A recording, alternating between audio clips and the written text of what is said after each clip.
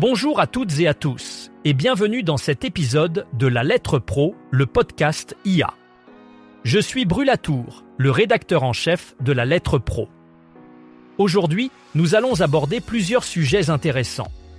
Nous parlerons du classement Le Radio Buzz 40, de ce que Martin Luther King nous enseigne sur l'art de captiver un auditoire, du Tour Vibration qui se déroule dans 4 villes avec plus de 30 artistes, et nous explorerons comment les millennials, la génération Z et les ouvriers qualifiés dynamisent le marché australien du podcast.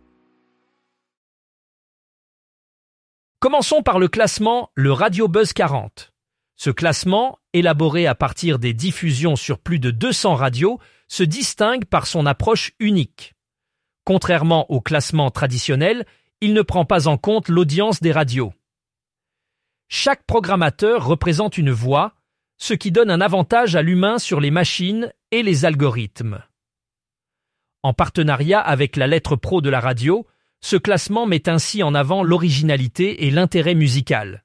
Vous pourrez découvrir les résultats complets du classement, incluant la meilleure entrée, la meilleure progression et la plus grosse gamelle de la semaine sur notre site.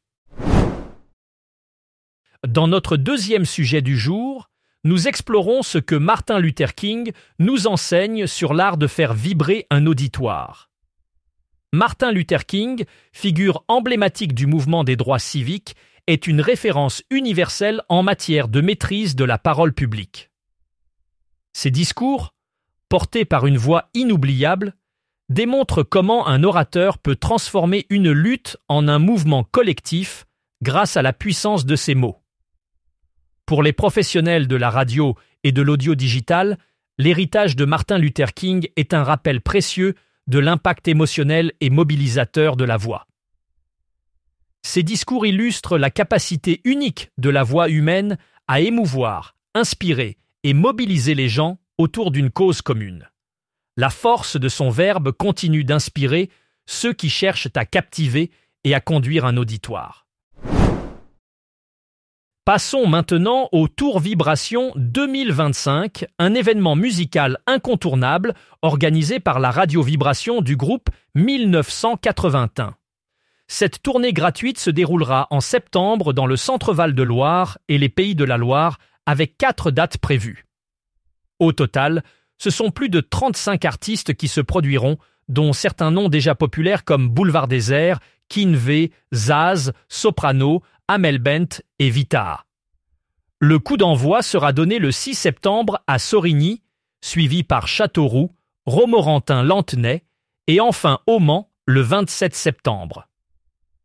L'année dernière, le Tour Vibration avait attiré 143 000 spectateurs, un succès qui témoigne de son impact régional. Olivia Valli, directrice générale du groupe 1981, exprime sa joie face à cette programmation prometteuse et remercie les artistes ainsi que les collectivités locales pour leur soutien indispensable à cet événement.